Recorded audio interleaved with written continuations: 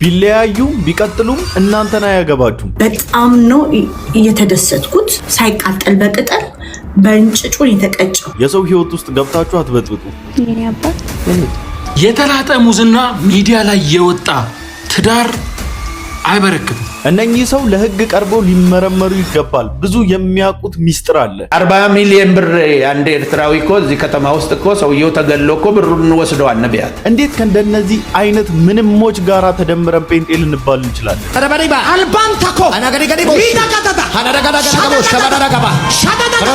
የእኛዎቹ ሌባ አድናቂዎች ናቸው። እንዳንተ አይነቱ ወጥቶ እውነትን ይናገር እንጂ ፈልገን አይደለም እኮ ዳይው ነው አባቴ። እንዳንተ አይነት ሰዎች ናቸው ደሃ እንድንሆን ምክንያት ይሆኑ። ሌባ የሚበዛበት የት ነው? ደሃ ሰፈር። ስርቆት የሚበዛው የት ነው?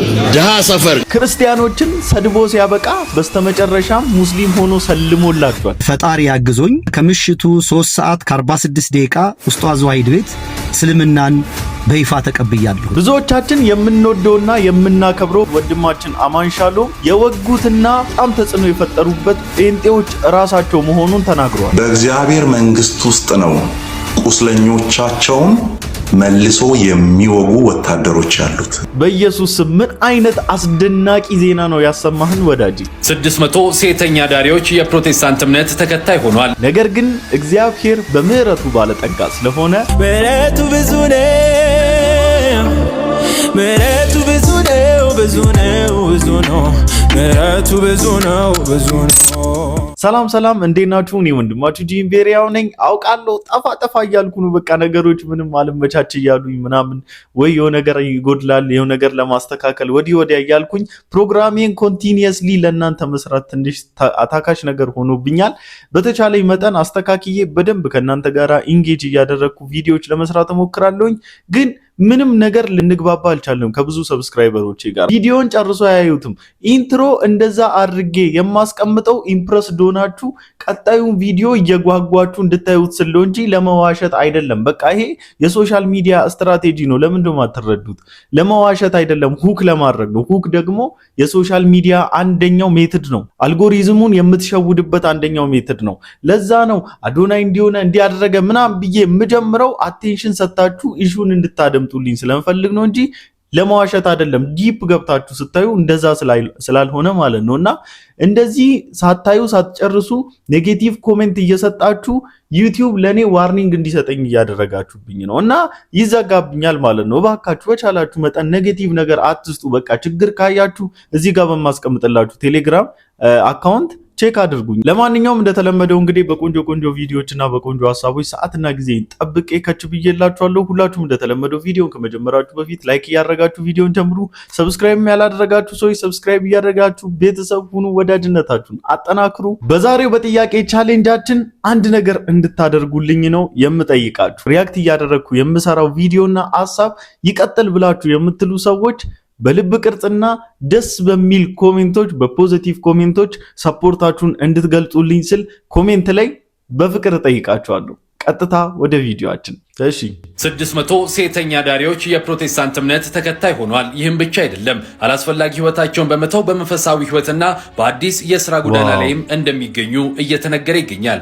በዚህ ብቻ አብቅቶ የቤት ኪራይ ተከፍሎላቸው መንቀሳቀሻ ገንዘብ እየተሰጣቸው አዲስ የህይወትና የስኬትን ጉዞ የጀመሩ ሲሆን በዚህ በ600 ቁጥር ውስጥ ያሉ ሰዎች ከፊሎቹ ሱሰኞች፣ የተቀሩት ደግሞ ሴተኛ ዳሪዎች እንዲሁም ደግሞ ጥሩ ባልሆነ የህይወት ልምምድ ውስጥ የነበሩ ሰዎች ናቸው። ይህንን ድጋፍና እርዳታ እያደረገ የሚገኘው ደግሞ ይህ በምስሉ ላይ የምትመለከቱት አበባዩ የተባለው አገልጋይ ሲሆን የጎልጎታ ወንጌል ቤተክርስቲያን መጋቢ ነው። በህይወታቸው ዳግም ወደ አላስፈላጊ ህይወት እንዳይገቡ በርካታ ሱሰኞችን፣ ሴተኛ ዳሪዎችንና የደከሙ ሰዎችን እያበረታ የቤት ኪራይ ከፍሎ የሥራ መንቀሳቀሻ ሰጥቶ በቀጣይ ህይወታቸው እንዳይሰበሩ ከጎናቸው በመቆም አሁንም እየረዳቸው ይገኛል።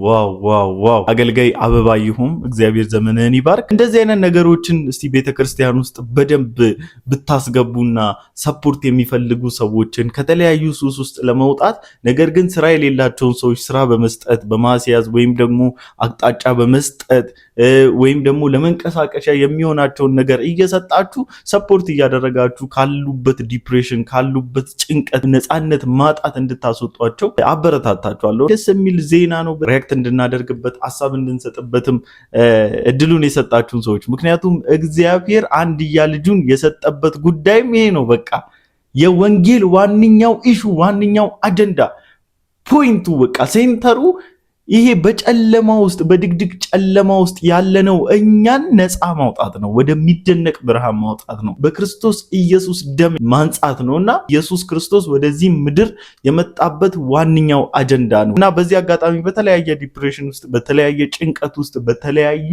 ሱሶች ውስጥ ያላችሁ ሰዎች ፐርሰናሊ በቴሌግራም አካውንታችን ልታናግሩን ትችላላችሁ። ኮሜንት ላይ እናንተ ብቻ ፍላጎታችሁን አሳዩን፣ እኛ እናናግራችኋለን፣ ኮንታክት እናደርጋችኋለን። የኮሜንት ሪፕሌይ እባካችሁ ስትሪክት ሆናችሁ ጠብቁ። ሪፕሌይ እመልሳለሁኝ። እግዚአብሔር ይርዳችሁ። የኔ አባት ተለያዩ። የተላጠ ሙዝና ሚዲያ ላይ የወጣ ትዳር አይበረክትም። የተላጠ ሙዝ ላጥከው ተበላሸ፣ በቃ 2 ቀን 3 ቀን አይቆይም። ሚዲያ ላይ ትዳራችሁ የምታወጡ ሰዎች ያው እንግዲህ ተለያይተዋል ለማለት ፈልጌ ነው። ያ ሁሉ አባዬ ማሚዬ ተለያይተዋል፣ ቆይተዋል ከተለያዩ። እውነቱን ልንገራችሁ። ቆይ አይ ማለት እሺ፣ አይ እኔ መለያየትን አልደግፍም። በጣም ከሚያስጠላኝ ነገር መሃል፣ በጣም ከሚሰቀጥጠኝ፣ በጣም ከሚቀፈኝ ነገር መሃል አንዱ ምንድነው ሰው ኢንጌጅ አድርጎ ሽምግልና ተልኮ ምናምን በቃ ይሄ ደግሞ ኖርማል እየተደረገ መጥቷል። በነገራችን ላይ መፋታት መለያየት ምናምን በፍቅር ውስጥ ሆኖ ቆይቶ ነገሮች አሳልፎ ሚዲያ ላይ ታይቶ ምናምን ብቅ ጥልቅ የሆነ ነገር በዝቷል። ግን አሁን እነኚህ ሰዎች ላይ ገና አብሮ ሲሆኑም ተጽዕኖ ነበረባቸው።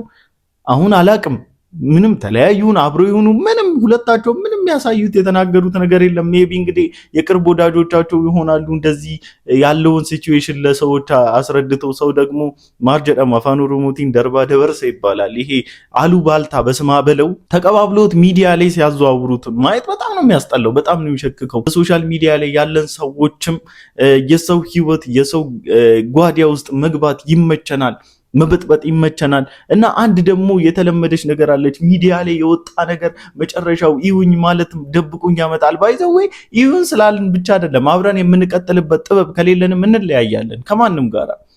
አብረን የምንቀጥልበት ጥበብ ከሌለ፣ የእግዚአብሔር ፍቃድ ካልሆነ፣ እግዚአብሔር እጁ ከሌለበት፣ የእግዚአብሔር አብሮነት መገኘት ከሌለበት ምንም ሊቀጥል የሚችል ነገር የለም። አይመለከታችሁም። አትሊስት እነሱ ወጥቶ በጉዳዩ ላይ እስኪናገሩ ድረስ። በጣም የሚያሳዝነው ምንድነው በጣም አበሸቋቸው፣ በጣም ቪዲዮ ሰራችሁባት፣ ስፔሻሊ እሷ ላይ በጣም ተዘባበታችሁባት፣ ሙድ ያዛችሁባት። አሁን ደግሞ ምንም ከአንደበታቸው ሳይወጣ አብሮ ይኑሩ ይለያዩ ምንም ሳታውቁ ደግሞ ያዙ ይልቀቁኝ ትላላችሁ። ይሄ which is wrong። በቃ አላስፈላጊ ወሬ ነው። ሳይድ አይጌርን እረዳታለሁ። I'm so happy for her። በጣም ነው የተደሰትኩት። ሳይቃጠል በቅጠል በእንጭጩን የተቀጨው because it's not gonna work። አገልጋይ ወንድ ማዲያታም ነው የሚያረግሽ እኮ ነገርኳችሁ እኮ እናንተ አትሰሙም እንጂ አገልጋይ ወንድ እከክ ናቸው። ተወጋውልሽ ብዬ ብናገር አሰሙ። ይሄ ልጅ ደግሞ ውሎ ከቀለሜና ከዳጊ ጋር ነው። ሆይ እግዚአብሔር ምኑን ከምኑ ነው ታገናኘው? ወገንታ አገልጋይ ወንድ ህይወትሽን ነው የሚሰርቅሽ። የታመመ ትዳር ይታከማል። እናት ወዛ አገልጋይ አባዬ አገልጋይ ወንድ ህይወትሽን ይሰርቅሻል። የሱ ጋረድ ነው የሚያረግሽ። ህይወትሽ ይሰረቃል።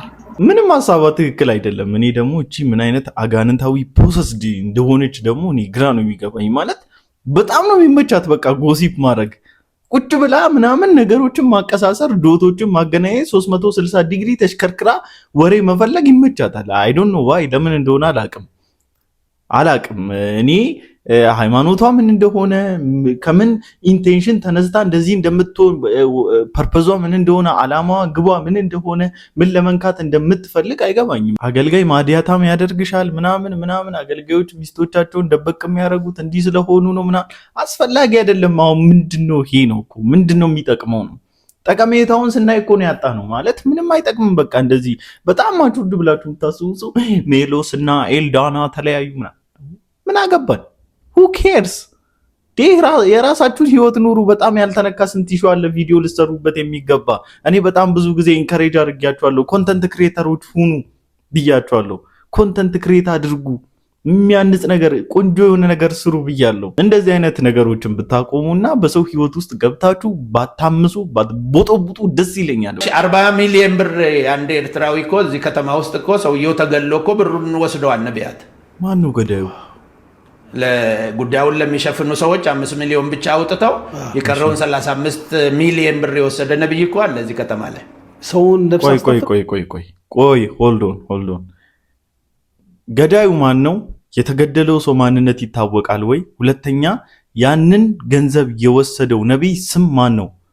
ለምን ዶሚኔሽን ያልተደረገው ነው? ወይ ዝም ብሎ ወሬ ብቻ አሰስገሰስ እየሰበሰቡ ማውራት ነው? እኚህ ሰው እንጃ በጣም ብዙ ሚዲያ ላይ ወጥቶ ሲናገሩ እንግዲህ ሰምቻለሁ። በጣም ብዙ ጊዜ አድምጫቸዋለሁ። በጣም የወቀሷቸው ያልወቀሱት አገልጋይ የለም፣ ያልተናገሩት ያልገለጡት የአገልጋይ ነውር የለም። ግን ደግሞ አንድም ቀን ህግ ጠይቋቸው አያውቅም። ማን በምን መብት ማን ከየትኛው እንዳለ ነገር የሚያወሩት ነገር ከህግ የተጣሱ ወሬዎች ናቸውና ህግስ እንዴት አልጠየቃችሁም?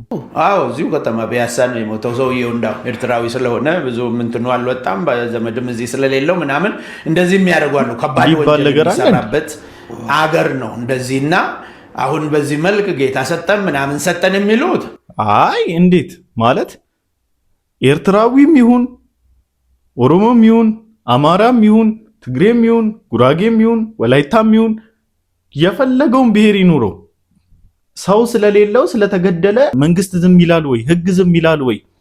ይሄ የማይመስል አሰስገሰስ ነው። ሆኖ ከሆነ ደግሞ ማን ነው ሟቹ? ሁለተኛ ገዳዩስ ማን ነው? ሶስተኛ ደግሞ የሟችን ገንዘብ 40 ሚሊዮን ብለ ያልከውን የወሰደው ነብይ ማን ነው ስሙ? እንደዚህ ነገሮችን አደባብሳችሁ እየደበቃችሁላቸው የሆነ ፋይል ይዤ ይባሃለው ከተናገርከኝ አሳያለሁ አይነት ነገር መጫወት ምንም አስፈላጊ አይደለም። እናንተ ናችሁ ትውልድን እየገደላችሁ ያላችሁ። ተስታመጣ ነው ይሄ የሚዘዋወረው ገንዘብ ተሰርቶ የመጣ ገንዘብ አይደለም። በሌብነት ከአንተ ይነጠቃል፣ እኔ ጋ ይመጣል፣ ከኔን ደግሞ የተሻለ ሌባ ደግሞ ይነጥቅና እዛ ጋ ይወስዳል። ያለው ነው ሮቴት እያደረገ ያለው ተሰርቶ የመጣ አይደለም። በዚህ ልክ ማስረጃ ያለ ሰው ከሆንክ ለምንድነው ለህግ ያላቀረብከው? ለህግ ያልተናገርከው? ሚዲያ ላይ መጥተህ ብትነግረን ምን እንዳናደርግ ነው? እኛ ምንድነው ምንለው? ምን እንዳናመጣ ነው ለኛ የምትነግሩ? ምን እናምጣ? ማንም የሚናገረኝ የለም ብሎ በትዕቢት እየተነፋፋ እየተወጣጠረ ሚዲያ ላይ የሚወጣ ነብይ ነኝ ባይ ሐዋርያ ነኝ ባይ እንዴት እንድንናገር ፈልጋችሁ ነው? እናንተ ማስረጃ አለን መረጃ አለን ብላችሁ የምትሉ ሰዎች ለህግ አሳልፋችሁ ካልሰጣችሁ ነው ወይስ ጥቅም ሲጎልባችሁ ወይም ደግሞ ሲከፍሏችሁ የነበረው ፋይላችንን ጠብቅልን ብሎ ሲከፍሉ የነበረው ገንዘብ ሲጎድልብህ ነው ወጥተ ሚዲያ ላይ ለማስቦካት የምታወራው? በጣም እኮ ያሳፍራል። ጌታ ሌብነት ናቸው፣ የሌብነት ምልክቶች ናቸው ከሚያስብሉት ድራጎቶች መካከል አራተኛውን አንብቡልኝ። እሺ አስታራቂ ሽማግሌዎችና ሌሎች ሰዎች የሚፈጽሙት ጉቦ የመቀበል ወንጀል ይላል ማለት ነው። አራተኛ እሺ ምን ይላል? አራተኛው በሀገር ሽማግሌ ስም በህግ መጠየቅ ያለባቸው ነገሮች እንታረቃለን በሚል ስም የሚደረጉ ድራጎቶች የሌብነት ምልክቶች ናቸው ይላል። እኔ አይደለሁም ያልኩት፣ አዋጁ ነው ራሱ ያለው። ፕሮፌት ነው ምናምን የሚባለው ሄኖክ ግርማ ጠቅላላው የሰላሌ ሰው አገሩ የጠንቋይ አገር የመተተኝ ካለ በኋላ እልም ብሎ ብር አለው አሜሪካ ሄደ። አሜሪካ እንደዚህ ኢትዮጵያ ቁጭ ብላ የተሳደብክ ብር የምትለቅምበት በእግዚአብሔር ስም ብር እየለቀምክ ጭንቅላት የሚደንዝበት ሀገር አልነበረምና አሁንም ተመልሶ ሊመጣ አስቦ የሀገር ሽማግሌ ነን አባገዳዎች ነን ሀደ ሲንቄዎች ነን የሚሉ ማነው ሀደ ሲንቄ ሰጠ? ከህብረተሰቡ ጋር እናስታርቀዋለን ብለው መጡ። ከየትኛው ህብረተሰብ ነው የምታስታርቀው? አባቴ የሰላሌ ህዝብ የተጣላው እኮ አንድ ጮማ ጭንቅላት ያለው ሰው ነው መጥቶ የሰደበው እንጂ ከማንም ብሔር ጋር ከማንም ማህበረሰብ ጋር አልተጣላም። የተሳደበ ሰው ደግሞ ህብረተሰብን በዚህ ደረጃ የተሳደበ ሰው ደግሞ በህግ አግባብ ሊጠየቅ ነው የሚገባው እንጂ ለአንዳንድ አካላት ብር በማቀባበል ታረቁ የሀገር ሽማግሌ ተመታ ከሰላሌ እንደዚህ አይነት ህግ የለም። በህግ አግባብ ነው መጠየቅ ያለበት እና የሀገር ሽማግሌ ነን የሃይማኖት አባቶች ነን ያደ ሲንቄነን አባገዳነን የምትሉ ዲሲፕሊን አስተምሩት። እንደዚህ አይነት ሰዎችን ዲሲፕሊን አስተምሯቸው። ሌላም ሰው ነገ ይመጣና እንደ ሀገር ይሰድበናል። ሰድቦናል እኮ ከዚህ በፊት እኮ ሌብነት ያለው ድሃ ሰፈር ነው ብሎናል። ሌብነት ያለው ድሃ ሰፈር ነው። ፈልገን አይደለም እኮ ድሃ የሆነው አባቴ። እንዳንተ አይነት ሰዎች ናቸው ድሃ እንድንሆን ምክንያት የሆኑት ከኛው በለቀሙት ብር። ሌባ የሚበዛበት የት ነው? ድሃ ሰፈር። ስርቆት የሚበዛው የት ነው? ድሃ ሰፈር። በሽታ የሚበዛው የት ነው? ድሃ ሰፈር። እንደ ድህነት ሰላም የሚነሳ ነገር የለም። ብዙ ሀብት ሲኖር ሰው እየሰደበን ሄደ። ዛሬ ምንም አናመጣም፣ የህብረተሰቡን ጠንቋይ ነህ መተተኛ ነህ ብሎታል። እነዚህ ሰዎች ይመጡና የህግን ስርዓት ባልተከተለ መልኩ ሌላ ትላልቅ ጉዳዮች ላይ ሽምግልና ብትቀመጡ ምን አለበት? ተቃዋሚ ፓርቲ ነን የሚሉ በተለያዩ ቦታዎች አንጃ አንስተው የሄዱ ሰዎችን እባካችሁ ተዉ፣ ሀገርን ይጎዳል ብላችሁ መሀል ብትገቡ ምን አለበት? አንድ ግለሰብን ከህብረተሰብ ጋር እኛ ከሱ ከማንም እኮ እንትን የለንም። አንድ ግለሰብ ሰድቦናልና ስለዚህ ፍትህ ይገባናል፣ ይምጣና ህግ ይጠይቀው። ዛት ሲት በነገራችን ላይ እኔ ይሄን ጉዳይ እንደውም ጭራሽ መንካት አልፈልግም ነበር። ጌታ በሚያውቀው መንካት አልፈልግም። ሄኖክም እንደኛው ሰው ነው፣ ልክ እንደኔ ሰው ነው፣ ይሳሳታል፣ አምናለሁ። ይቅርታ ይገባዋል። ኦፍ ኮርስ ከእግዚአብሔርም ከኛም ዘንድ ደግሞ ምህረት ሊደረግለት ይገባል። ማለት እንደ ሰዋዊ የሆነን ሰው ለበደለ ሰው ይቅርታ ማድረግ ግዴታችን ነው፣ ይቅርታ ባባሉ ብሎ ስለሚል። ግን በዚህ መድረክ ላይ የተወሩ ነውሮች፣ ብልግናዎች፣ ክፍታፍነቶች ጥቂት ናቸው ወይ እንዴ? ማንም እየተነሳ የሚናገረኝ የለም ብሎ ድሃን የሚሰድብ ገንዘብ የሌለውን የሚሰድብ ሊጠየቅ ይገባል። በስትክክል ነው ሊጠየቁ የሚገባው። ለፍታችሁም አምጡ፣ እንደፈለጋችሁ አምጡት። መብት የላችሁም ማህበረሰቡ ላይ አፌ መክፈት። ማናችሁ እናንተ? ቢዝነስ ውስጥም ግቡ፣ ምንም ውስጥ ግቡ። በነገራችን ላይ መሰረቱ ህብረተሰቡ ማህበረሰቡ ነው። ባይዘዊ የእናንተም ፕሮዳክቶች ባንገዛ ምንም ልታደርጉ አትችሉ።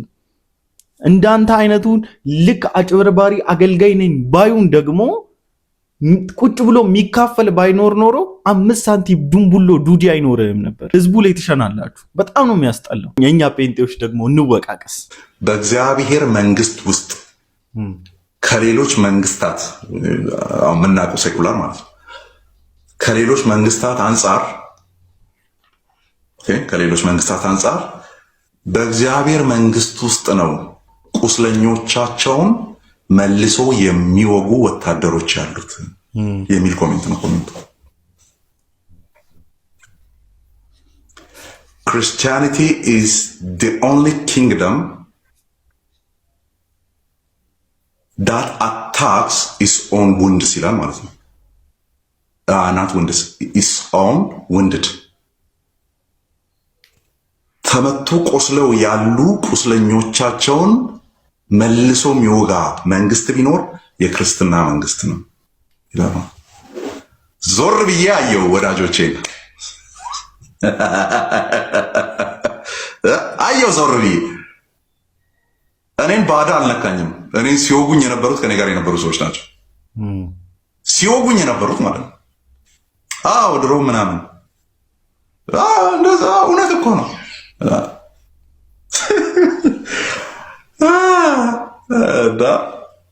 ኦኬ የሆነ ሰውን የማመን እንትንን ጎድቶብሃል ወይም አልጎዳኝም። በቃ ይሄኛው ሰው ነው። ይሄንን ያልሆነ ሌላ ሰው አለ። የሆነ በአንድ ሰው ምክንያት ሰውን ሁሉ አትጥሉ፣ በአንድ ሰው ምክንያት ሰውን ሁሉ አትውደዱ። የሆነ የምታዩትን ባህሪ በቃ የሰውየው ባህሪ ነው። ባይዞ የሰውየው ባህሪ ነው። በጣም ደግ ከሆነ ሰው አሁን እንደዛ የሚጎዱ ሰዎች አሉ። እኔ እንደዛ አይነት ነገር አይገጥመኝም። ግን ሰው ሁሉ ደግ የሚመስላቸው ሰዎች እንዳሉ በቅርብ ነው ያወቅሁት። እናንተ ሰዎች ነው አሁን ታድላችኋል ነው የሚባለው፣ ተረግማችኋል ነው የሚባለው። ውልቅልቃችንን እያወጣ ያለው ከጎናችን ያለው የራሳችን የምንላቸው ቅርባችን ናቸው የምንላቸው በችግራችን ጊዜ ደረሱልን የምንላቸው ሰዎች ራሳቸው ናቸው። ኮምፕሮማይዝ ሳላደርግ ስነግራችሁ ማለት ነው። አማናውን የግል ህይወቱን የተናገረው አይደለ? በግል ህይወቱ ላይ አብሮት የነበሩ ሰዎች እንደጎዱት አብሮት የነበሩ ሰዎች በቃ ኖርማሊ ይሄ እኮ ክህደት ነው፣ ክህደት እንደፈጸሙበት ነው የተናገረው። አሲ ክርስቲያን ደግሞ ጀነራሊ ነገሩን ደግሞ ስናየው ቤተክርስቲያንንም እንዲሁ እየገደላት እያስተኛት እንቅልፍ የጣለባት ማለት ነው። ይሄ በአገልግሎት ስም በስመ አገልግሎት የሚበዘብዘው ሌባ ብቻ ሳይሆን ሌባውን ተቀብሎ አቅፎ አሽሙንሙኖ ቃላቶቹን ይሄ የስድብ ቃላቶችን ከእግዚአብሔር ቃል ያፈነገጠውን ስብከቶቹን አሽሞንሙኖለት ትክክል ለማድረግና ስህተት ውስጥ ያለን አገልጋይ ለማጽደቅ የተኬደበት ርቀት ነው ቤተክርስቲያንን የገደላት። ጠላት ከሩቅ አይመጣም ሲሉ እኔ ውሸት ይመስለኝ ነበረ። እውነት ነው፣ በጣም ቅርብ ነው ያለው። ምክንያቱም እስኪሆነ ጊዜ ገጥሞኝ አያውቅም ነበረ። ለካ የሆነ ሙቭመንት ላይ ስትገቡ፣ እንቅስቃሴ ላይ ስትገቡ ጠላት ሩቅ አይሆንም፣ ቅርብ ነው የሚሆነው። አሁን ደግሞ አገልግሎት ላይ ይገኛል፣ በቲክታክም ያገለግላል። የሚገኘው ደግሞ አሁን እዚህ አይደለም፣ አርባ ምንጭ ወደ ሀገሩ ተመልሷል ምናምን ነገር እና ቤተክርስቲያንም በጥሩ ሁኔታ ትውልድን ማነስ ስትጀምር ምናምን ቀማኛዎች ይነሳሉ፣ ሌቦች ይነሳሉ። ምናል ማኮሳካ ሆነጋማት አልባንታኮ አጁ ማካዶስ አልባንታኮ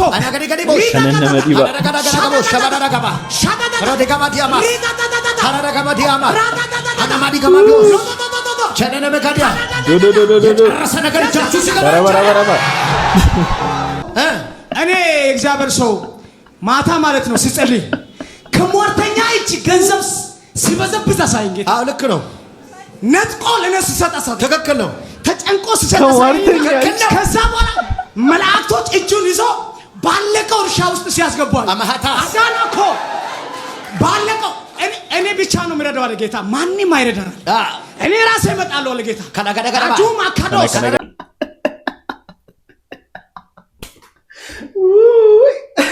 አረሱ እነኚህ ሰዎች በቃ በሳቅ ሊገሉ ነው። ዘንድሮ ቆርጦ ተነስቷል። ሄኖክማ ማለት ነው። ሄኖክ ቆርጦ ተነስቷል። በቃ ዘንድሮ ምህመኑ የሱ ምህመኖቹ እኚ የክርስቶስ ምህመኖች ወይ የክርስቶስ ደቀ መዛሙርቶች አይደሉም። ባይዘው የሄኖክ ደቀ መዛሙርቶች ናቸው። እሱ በሚሰክሰው ልክ ነው አብሮት የሚሰክሱት። እሱ በሚዋሸው ልክ ነው አብሮት የሚዋሹት።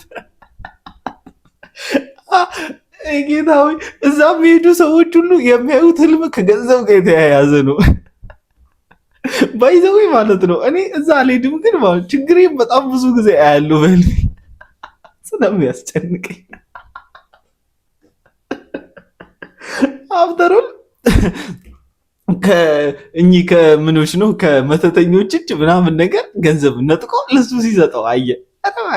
ኧረ እባክህ ይዋጥልሃል፣ ይበላልሃል። በሉሽ እናንተ ኮሚኮች ናችሁ። ቻልንም እውነት ተድላ አንተ ነህ ሆይ? አዎ እኔው ራሴ ነኝ። ትናንትና ፈጣሪ ያግዞኝ እኔም ለመወሰን ቁርጠኛ ሆኜ ትናንትና ከምሽቱ 3 ሰዓት ከ46 ደቂቃ ውስጧ ዘዋሂድ ቤት እስልምናን በይፋ ተቀብያለሁ። እንግዲህ ማታ እንዲያውም አንድ ወንድሜ ደውሎ ከአፋር ሰመራ ጦሃር አድርገህ ተኛለኝ፣ ገላህን ታጥበህ አዲስ ልብስ ለብሰህ ተኛለኝ። አውልቄ ታጥቤ ልብሴን ቀይሬ ፏ ብዬ ነው የተኛሁት። በጣም ነው ደስ ነው ያለኝ። ጥሩ ስሜት ላይ ነኝ። እንግዲህ በአንድም በሌላ መንገድ እዚህ በማህበራዊ ሚዲያ ነው የምታውቁኝ። በአካል አግኝቼ በድያችሁ አላውቅም። እንግዲህ በማህበራዊ ሚዲያ በማስተላልፋቸው መልእክቶች ያዘናችሁ፣ ልባችሁ የቆሰለ በእኔ የተናደዳችሁ ካላችሁ ኢትዮጵያን ወንድም እህቶች፣ ለዛው ደግሞ ሙስሊም ወንድሞችና እህቶቼ አፉ እንድትሉኝ ይቅርታ እንድታደርጉልኝ ነው። እኛ ብዙ ብለሃል። በጣም ብዙ ክርስትናን ለማዋረድ የሄድክባቸውን ርቀቶች እናውቃለን። በጣም ብዙ ተሳድበሃል፣ በጣም ብዙ ተራግመሃል። እግዚአብሔር ምሕረቱን ያደርግልህ። እኛ ይቅር ብለናል። እግዚአብሔር ደግሞ ይቅር ይበልህ። በምሕረት አይኖቹ ያይካል፣ በምሕረቱ ይጎብኝ ጌታ። አስታውሳለሁ ይህ ሰው በጌታ በነበረ ጊዜ ቆንጆ ቆንጆ የክርስትና ኮንተንቶችን ሲሰራ ላይክ አይኖረውም ነበር። ስለ ጌታ ሲሰራ ላይክ አይኖረውም ነበር። ሲዘምር በመዝሙር ምናምን ሲለቅ ላይክ አይኖረውም ነበር። ኮምፕሊትሊ መጣና የኤቲስት ሙድ ማራመድ ሲጀምር ትንሽ ላይኩ ከፍ ማለት ጀመረ። አሽሃዱ አላ ኢላሃ ኢላላህ ወአሽሃዱ አነ ሙሐመድን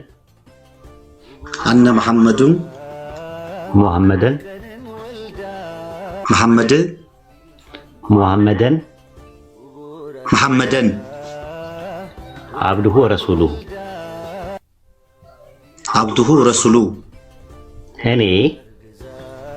እኔ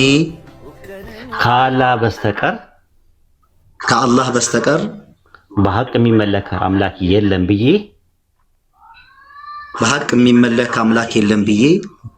በልቤ አምኜ በአፌ እመሰክራለሁ።